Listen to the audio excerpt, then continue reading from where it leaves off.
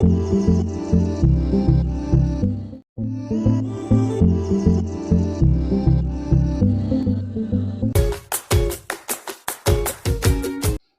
बच्चों, mega mind tutorial के basic accounting class में मैं आपका अकाउंट सर एस.के. वर्मा आपका स्वागत करता हूं।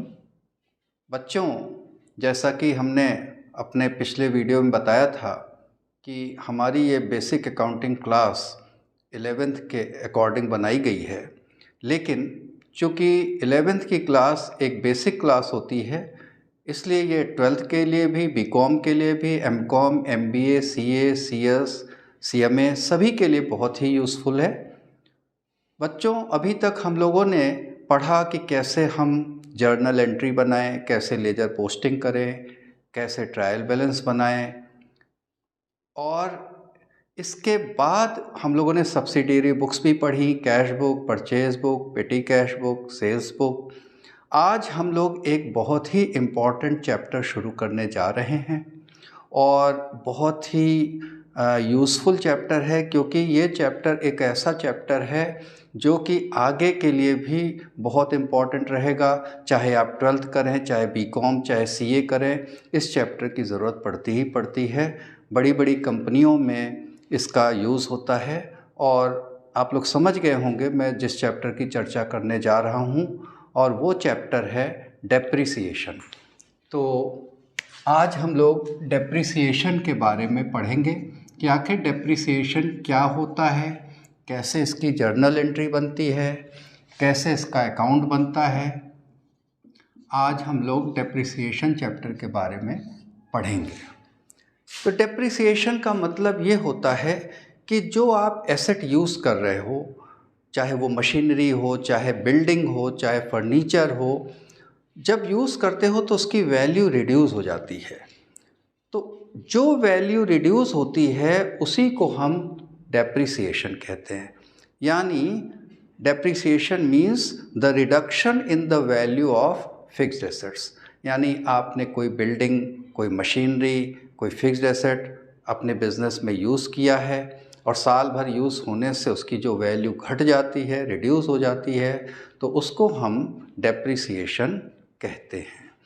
तो डेप्रिसिएशन का मतलब अब आप लोगों को समझ में आ गया होगा, क्योंकि कोई भी बिजनेसमैन, कोई भी फैक्ट्री, कोई भी इंडस्ट्री, कोई भी ऑफिस, हर जगह कुछ ना कुछ तो फिक्स्ड एसेट ज़रूर होता है। जैसे उसके यहाँ बिल्डिंग होगी, उसके यहाँ मशीनरी होगी, उसके यहाँ फर्नीचर होगा, उसके यहाँ व्हीकल्स होंगी, ये सब उसकी फिक्स्ड एसेट्स हैं और फिक्स्ड एसेट का भी इस्तेमाल हो रहा है। तो जब हम फिक्स्ड एसेट यूज़ करते हैं तो उसकी वैल्यू रिड्यूस होने लगती है। तो रिड्यूस होने की जो वैल्यू है उसी को हम डेप्रिसिएशन कहते हैं। हम एक एग्ज़ाम्पल के ज़रिए समझते हैं कि कैसे हम डेप्रिसिएशन की एंट्री बनाते हैं और कैसे हम फिक्स्ड एसेट का अकाउंट बनाते हैं और उसमें डेप्रिसिएशन का ट्रीटमेंट कैसे किया जाता है। अब देखिए, जैसे मान लीजिए 1 जनवरी को आपने 1 जनवरी 2022 को आपने कोई मशीनरी खरीदी, तो आप जर्नल एंट्री बनाते हो मशीनरी अकाउंट DR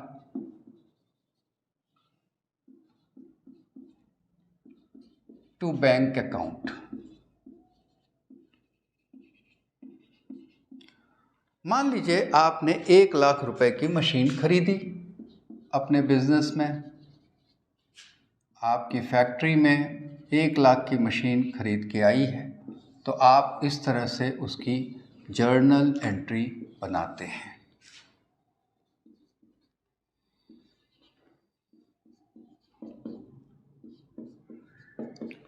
मशीनरी, मान लीजिए 1 जनवरी 2022 को आपने मशीन खरीदा, तो आपने मशीन की एंट्री बनाई machinery account DR to bank account. Being machinery purchased,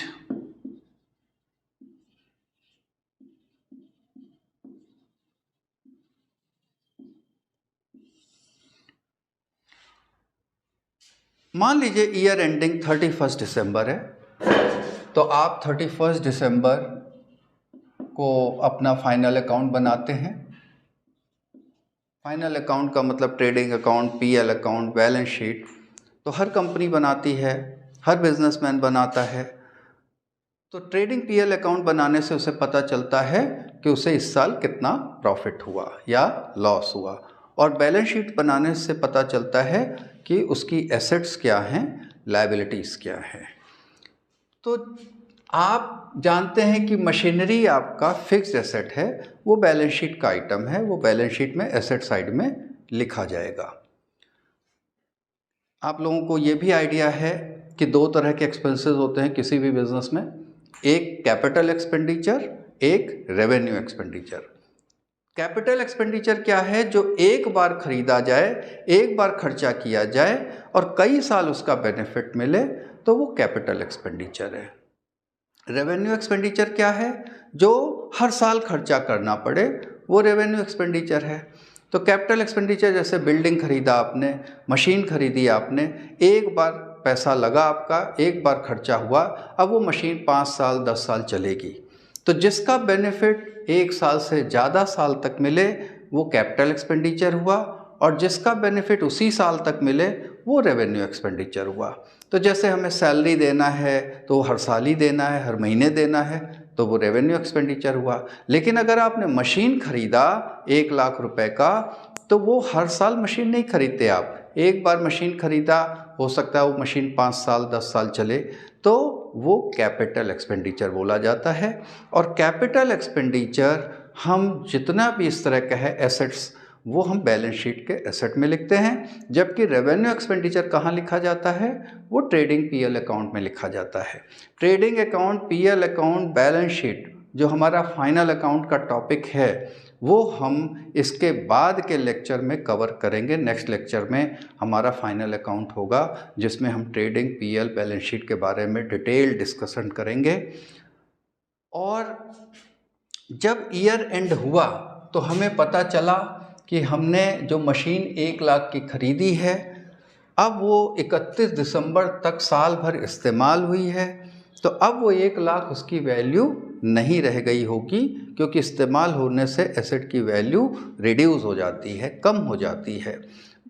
मान लीजिए हम ये मान के चलते हैं कि डेप्रिसिएशन 10% है पर एनम, तो अगर 10% पर एनम है डेप्रिसिएशन, तो 1 लाख का 10% 10,000 रुपया हमारा डेप्रिसिएशन हुआ, यानी 10,000 रुपये उस एसेट की वैल्यू कम हो गई, और हमको एक डेप्रिसिएशन की एंट्री ईयर एंड में बनानी होती है।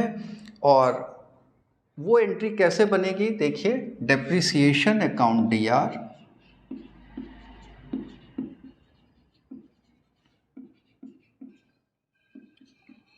To machinery account.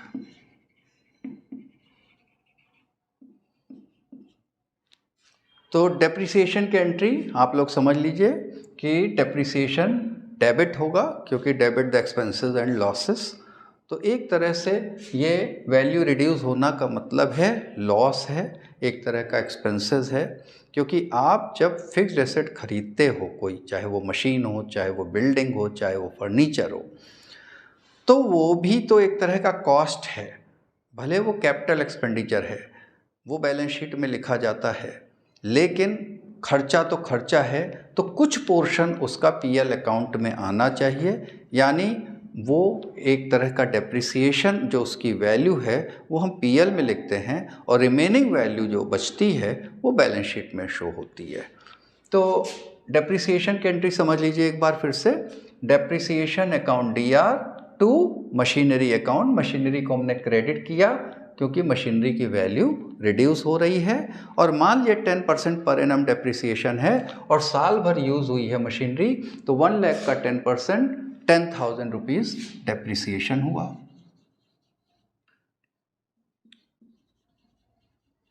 तो इस तरह से डेप्रिसिएशन की एंट्री बनेगी। Being depreciation charged on machinery,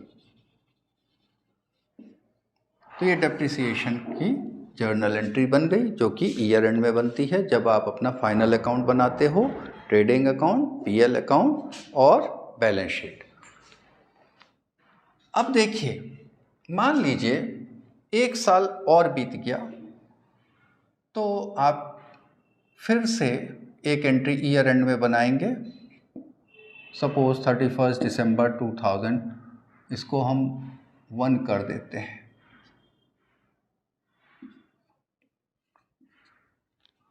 तो 1 साल और बीत गया तो अब हम फिर से एंट्री बना रहे हैं डेप्रिसिएशन अकाउंट DR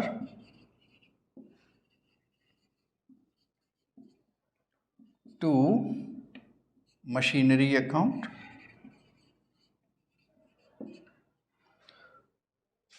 तो डेप्रिसिएशन भी 2 तरह के मेथड हैं।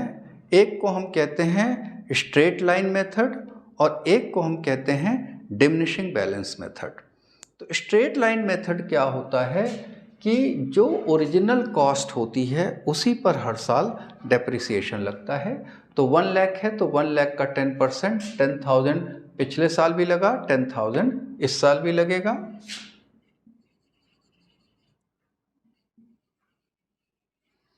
तो इस तरह से आपने इस साल भी डेप्रिसिएशन की एंट्री बना ली।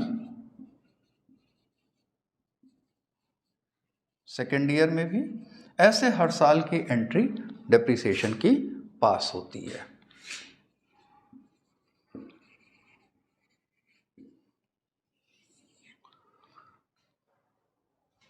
तो इसको हम कहते हैं स्ट्रेट लाइन मेथड। तो स्ट्रेट लाइन मेथड या ओरिजिनल कॉस्ट मेथड का मतलब है कि ओरिजिनल कॉस्ट पे हर साल एक फिक्स्ड परसेंटेज से डेप्रिसिएशन लगेगा, यानी डेप्रिसिएशन हर साल सेम फिगर आएगी। 10% ओरिजिनल कॉस्ट माने 10,000 यहाँ भी तो 10,000 यहाँ भी। तो ये हुआ हमारा स्ट्रेट लाइन मेथड। अगर आप देखिए कि हम मशीनरी का लेजर बनाएं, जैसा कि एग्ज़ाम में पूछा जाता है प्रिपेयर मशीनरी अकाउंट, तो अगर मशीनरी अकाउंट बनाने को बोला जाए तो देखिए कैसे बनेगा मशीनरी अकाउंट।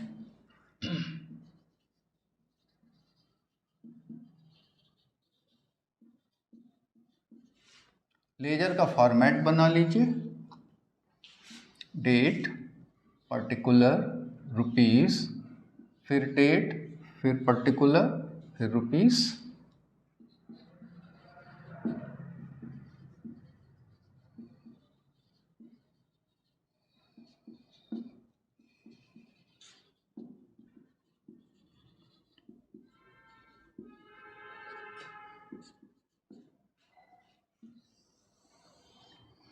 अब देखिए जर्नल से ही लेजर पोस्टिंग आपने सीखा था, कैसे हम जर्नल से लेजर पोस्टिंग करते हैं। तो मशीनरी का लेजर हम बनाने जा रहे हैं। तो मशीनरी देखिए डेबिट में है तो उसका अमाउंट हम डेबिट में लिख देंगे 1 लाख रुपीस।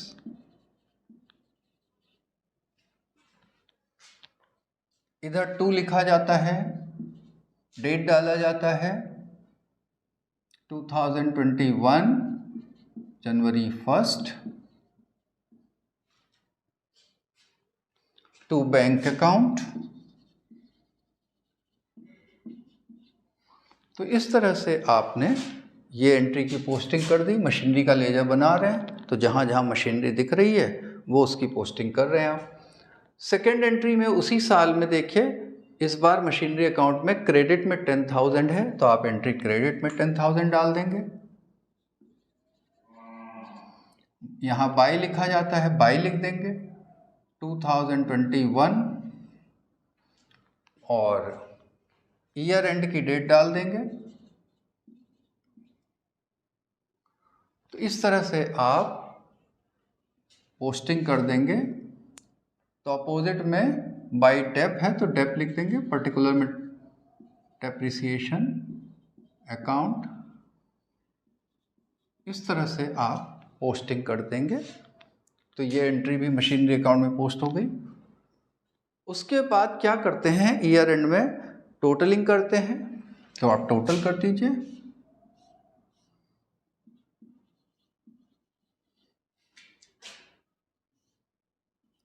लेजर में देखा था कि जो टोटल ज़्यादा होगा वही दोनों साइड आएगा।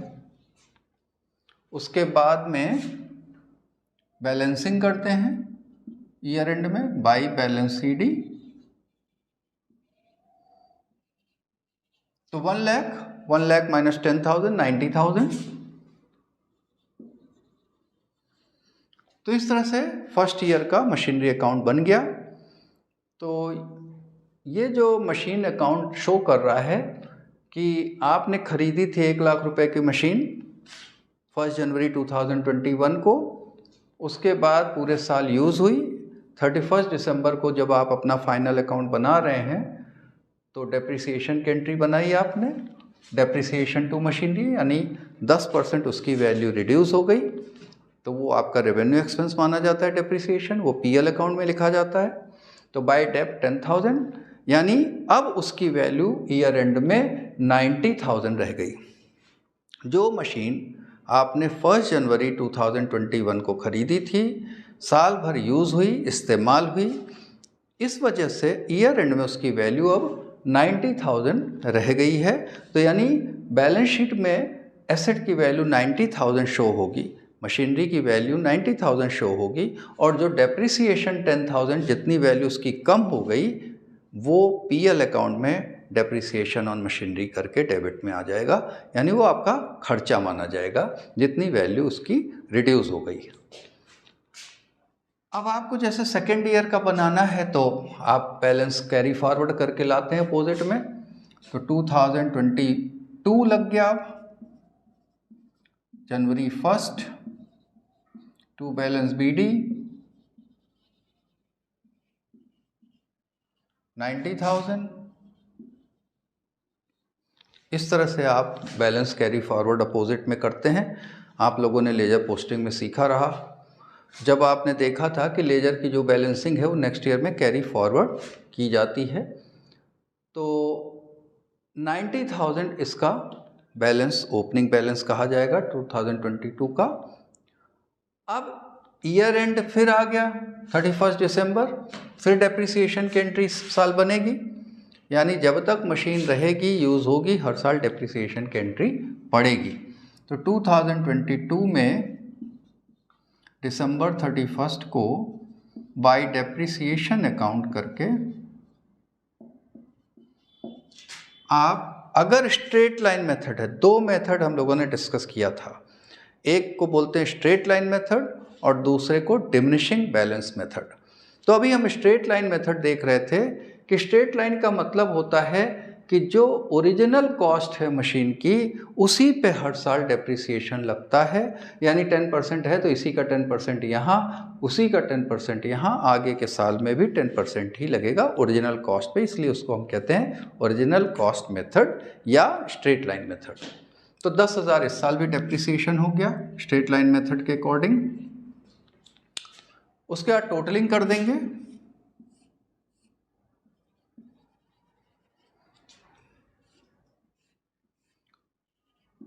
लेजर में तो जो टोटल ज़्यादा है वही दोनों साइड लिखा जाता है।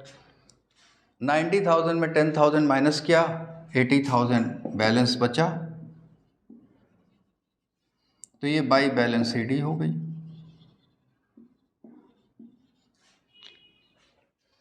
यानी कि जो मशीन आपने 1 लाख खरीदी थी, 2 साल यूज़ हो गई जब, तो उसकी वैल्यू रिड्यूस हो गई, 80,000 रह गई। पिछले साल उसकी वैल्यू 90,000 थी, इस साल 1 साल और बीत गया तो 10,000 उसकी वैल्यू और कम हो गई और 80,000 उसकी वैल्यू बची। यानी जब आप 2022 की बैलेंस शीट बनाएंगे तो एसेट साइड में 80,000 वैल्यू दिखाएंगे, 80,000 दिखाएंगे, और 10,000 फिर पीएल अकाउंट में डेप्रिसिएशन दिखाया जाएगा, यानी वो आपका रेवेन्यू एक्सपेंस है, वो खर्चा माना जाएगा, एक्सपेंसेस माना जाएगा। तो जितनी वैल्यू उसकी डेप्रिसिएट होती है वो वैल्यू हर साल पीएल में दिखाई जाती है, उसको हम एक्सपेंसेस मानते हैं, रेवेन्यू एक्सपेंस मानते हैं, जबकि बची हुई जो वैल्यू एसेट की है वो बैलेंस शीट में दिखती है। तो इस तरह से हम मशीनरी का अकाउंट बनाते हैं। तो आपको स्ट्रेट लाइन मेथड से जर्नल एंट्री बनाने भी आ गई और लेजर पोस्टिंग भी आ गई, यानी कहा जाए मशीनरी अकाउंट बनाओ तो बिना जर्नल एंट्री बनाए आप डायरेक्ट मशीनरी अकाउंट बना सकते हैं। कैसे बनाएंगे? अगर उन्होंने कहा प्रिपेयर मशीनरी अकाउंट, केवल कहा कि मशीनरी अकाउंट बनाओ, यानी लेजर जर्नल नहीं पूछा, केवल लेजर बनाना है, तो जर्नल एंट्री नहीं बनानी, केवल मशीनरी का अकाउंट बनाना है। तो कैसे बनाएंगे? सबसे पहले डेट डाल देंगे, कब खरीदा आपने, टू बैंक 1 लाख रुपीज़ इतने का खरीदा था। फिर इधर ईयर एंड की डेट पड़ जाएगी, क्योंकि डेप्रिसिएशन ईयर एंड में होता है जब आपका फाइनल अकाउंट बनता है। तो बाई डेप्रिसिएशन अकाउंट करके अगर परसेंट लिखा है 10% है तो उसी का 10% आपने 10,000 डेप्रिसिएशन में डाल दिया और बाई बैलेंस डी लिख दिया, टोटल बराबर कर दिया। वो आपने लेजर पोस्टिंग में सीखा था। अब वही टोटल जो बैलेंस डी है कैरी फॉरवर्ड होकर के नेक्स्ट ईयर आया, अपोजिट में आता है कैरी फॉरवर्ड होकर के। तो इधर आया, ओपनिंग बैलेंस हो गया 90,000। अब 2021-22 आ गया, 2022 भी 31 दिसंबर ईयर एंड में डेप्रिसिएशन की एंट्री पड़ेगी। तो बाई डेप्रिसिएशन 10,000 और बाई बैलेंस डी 80,000, यानी 2 साल यूज़ होने के बाद अब उसकी वैल्यू 80,000 रुपये बची है। तो इस तरह से हम मशीनरी का अकाउंट डायरेक्ट बना सकते हैं। अब जैसे हमने कहा था कि ये जो हमने किया, जो हर साल आप ओरिजिनल कॉस्ट पे टेप लगाते हो, हर साल 10,000 10,000 10,000, स्ट्रेट लाइन मेथड बोलते हैं इसको या ओरिजिनल कॉस्ट मेथड बोलते हैं। एक दूसरा मेथड भी होता है जिसको हम डिमिनिशिंग बैलेंस मेथड बोलते हैं या रिटन डाउन वैल्यू मेथड बोलते हैं। तो 2 मेथड हुए। पहला मेथड स्ट्रेट लाइन मेथड, यानी मेथड ऑफ डेप्रिसिएशन अगर देखें, मेथड्स ऑफ डेप्रिसिएशन, तो पहला मेथड हुआ स्ट्रेट लाइन मेथड या original cost method, original cost method, यानी जिसमें हर साल ओरिजिनल कॉस्ट पे एक फिक्स रेट से डेप्रिसिएशन चार्ज होता है, उसको हम स्ट्रेट लाइन मेथड या ओरिजिनल कॉस्ट मेथड कहते हैं। और ये जो एग्जांपल था वो स्ट्रेट लाइन मेथड से ही हमने क्वेश्चन किया। अब एक दूसरा मेथड आपको बता रहे हैं जिसको हम कहते हैं diminishing balance method, diminishing balance method या रिटन डाउन वैल्यू मेथड भी कहते हैं इसको, रिटन डाउन वैल्यू मेथड।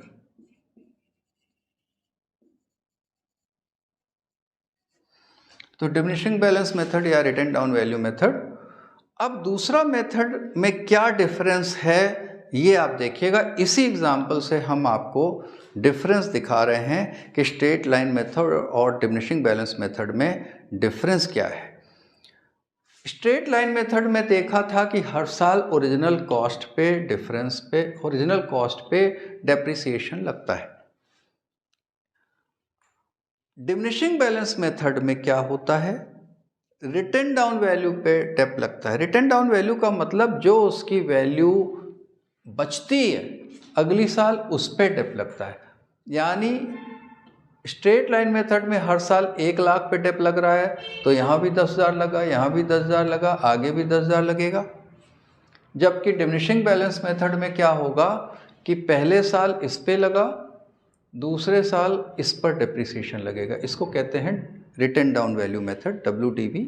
तो ये रिटन डाउन वैल्यू है यानी रिड्यूस्ड वैल्यू है, तो नेक्स्ट ईयर का डेप्रिसिएशन अब इस पे लगेगा ओपनिंग बैलेंस पे।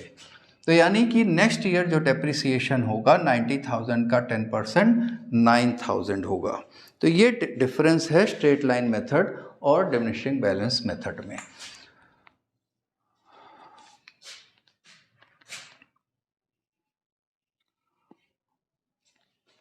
ठीक है, अब इसकी वैल्यू जो बचेगी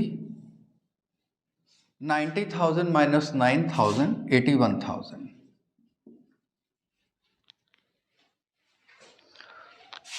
तो ये डिमिनिशिंग बैलेंस मेथड हो गया या रिटन डाउन वैल्यू मेथड हो गया। यहाँ भी चेंज कर लेते हैं, एंट्री में भी फर्स्ट ईयर में 10,000 डेप था, सेकेंड ईयर में 9,000 हो जाएगा, क्योंकि ओपनिंग बैलेंस पे हर साल डेप्रिसिएशन लगेगा।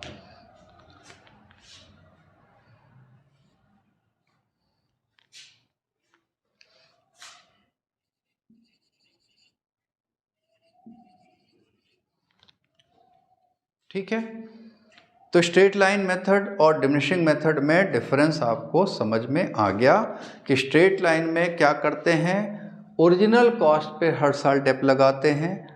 डिमिनिशिंग में क्या करते हैं, ओपनिंग बैलेंस पे हर साल डेप लगता है, रिड्यूस्ड वैल्यू पे डेप लगता है। तो इसलिए सेकेंड ईयर में इस पे डेप लगा तो 90,000 का 10% 9,000 और उसकी वैल्यू अब 81,000 बची है। तो हमेशा हर साल ओपनिंग बैलेंस पे लगेगा। तो ये डिमिनिशिंग बैलेंस मेथड हुआ। तो हमको लगता है कि आप लोगों को स्ट्रेट लाइन और डिमिनिशिंग बैलेंस मेथड में डिफरेंस समझ में आ गया होगा अच्छे से।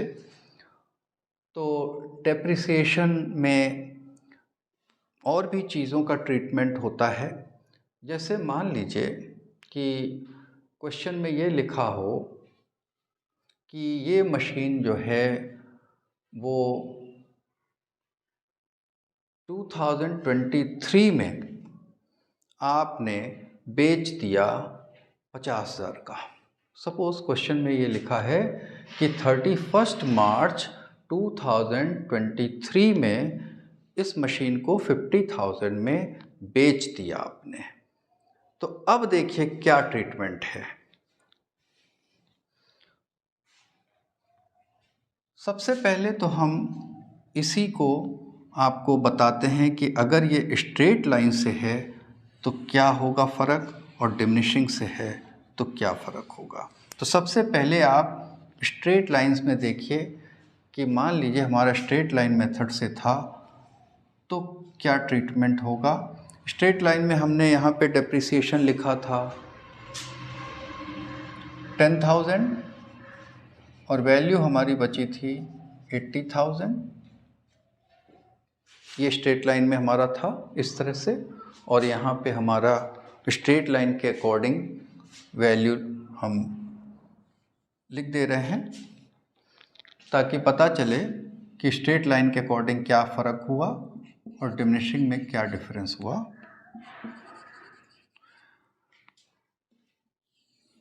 तो सपोज़ क्वेश्चन में आगे ये लिखा था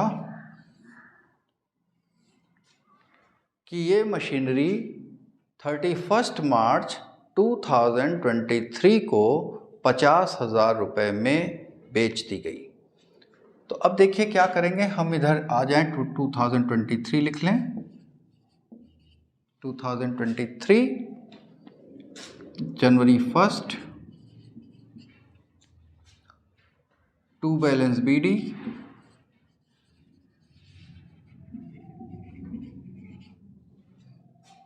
$80,000। स्ट्रेट लाइन में ट्रीटमेंट बता रहे हैं कि अगर स्ट्रेट लाइन मेथड से हो तो आपकी ओपनिंग बैलेंस 80,000 रहेगी। उसके बाद 2023 इधर लिख दिया और यहाँ पर हम जिस डेट में आप बेच रहे हैं वो तारीख डाल दीजिए। मार्च 31 को बेच रहे हैं आप। 50,000 का बेच रहे हैं तो बाई बैंक 50,000 रुपीज़ जितने में बेचा आपने वो लिख दिया। उसके बाद अब आप देखो, आपने पूरी मशीन 50,000 की बेच दी मार्च 31 को, जबकि ईयर एंडिंग आपका दिसंबर 31 है। अब देखिए मार्च 31 यानी यहाँ जनवरी लिखा है, आपने मशीन 3 महीने बाद बेची है। यानी 3 महीने बाद बेचने का मतलब ये हुआ कि आपको 3 महीने का आपने यूज़ की है मशीन, जनवरी फरवरी मार्च, तो 3 महीने का आपको डेप्रिसिएशन डालना पड़ेगा क्योंकि आपने 3 महीने और इस साल यूज़ किया है इस मशीन को, तो आपको 3 महीने का डेप्रिसिएशन की एंट्री डालनी पड़ेगी। तो 3 महीने का डेप्रिसिएशन कितना हुआ? स्ट्रेट लाइन मेथड के अकॉर्डिंग साल भर का डेप्रिसिएशन 1 लाख का 10% 10,000 होता है। तो 3 महीने का 2,500 2,500 हुआ। 2,500 3/12 कर दिया, 1 लाख इंटू 10% इंटू 3/12, 3 महीने का डेप्रिसिएशन आ गया कि 10,000 एक साल का है, 12 महीने का है, तो 3 महीने का कितना हुआ, तो 2500 हो गया।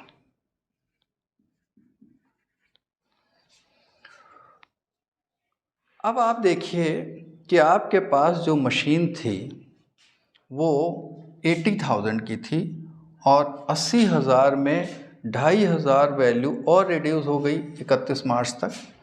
तो अगर 80,000 में आप 2,500 और माइनस कर लेते हैं तो जो वैल्यू बचती है 77,500 बचती है वैल्यू। लेकिन 77,500 की चीज़ आपने 50,000 में बेच दी है तो आपको लॉस हो गया। कितना लॉस हो गया? 77,500 उसकी बुक वैल्यू थी और बेच दिया आपने 50,000 में, तो नुकसान हो गया आपको। जब आप कम दाम में बेचते हो तो लॉस होता है, अगर यही चीज़ इससे ज़्यादा में बेचते तो प्रॉफिट होता। तो लॉस की भी एंट्री डालनी होगी आपको।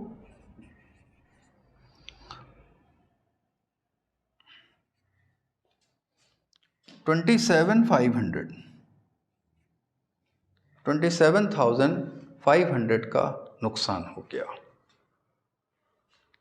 तो 27,500 का आपको एंट्री बनाना होगा by PL account, profit and loss account, यानी loss on sale of machinery.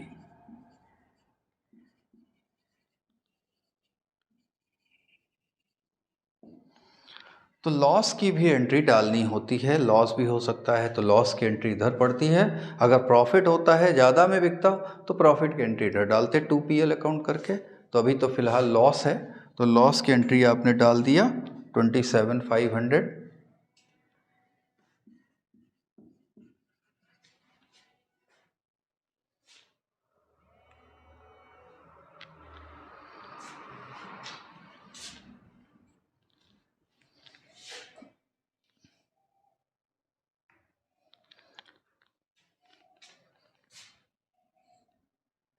अब आप टोटलिंग कर दीजिए, इधर का भी टोटल 80,000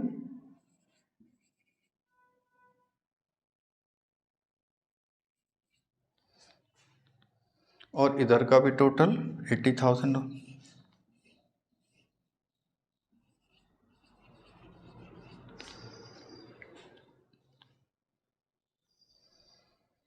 तो ये स्ट्रेट लाइन मेथड में आपको पता चला कि इतना लॉस हुआ, इतना डेप्रिसिएशन हुआ। अगर यही डिमिनिशिंग बैलेंस मेथड होता तो आपका आंसर उसी के अकॉर्डिंग चेंज हो जाता। तो फिर आप क्या करते? आप यहाँ पे एक तो डेप की वैल्यू चेंज करते, यहाँ 9,000 होता, आपकी वैल्यू 81,000 आती। 81,000 यहाँ लिखते, 50,000 में बिका मान लीजिए। डेप्रिसिएशन 81,000 इंटू 10% इंटू 3/12 जो वैल्यू आती वो डेप लिखते और उसके बाद जो वैल्यू बचती, जो वैल्यू आपकी बचती वो 50,000 माइनस करते और उसके बाद वो लॉस की एंट्री आ जाती। तो इस तरह से आप डेप्रिसिएशन में मशीनरी अकाउंट बनाते हैं। तो बच्चों ये डेप्रिसिएशन में कुछ और भी क्वेश्चंस हम लोग करेंगे जिसको कि हम लोग नेक्स्ट वीडियो में कवर करेंगे। और इसमें बहुत सारे और भी ट्रीटमेंट्स हैं, जैसे प्रोविज़न फॉर डेप्रिसिएशन अकाउंट अगर बनाने को कहा जाए तो कैसे बनेगा, ठीक है। तो ये सब हम नेक्स्ट वीडियो में कवर करेंगे। और आज हम अपनी क्लास यहीं पे ख़त्म करते हैं। आप बताइएगा आपको कैसी लगी ये क्लास, और अच्छी लगे तो शेयर भी कीजिए, सब्सक्राइब भी कीजिए। Thank you very much.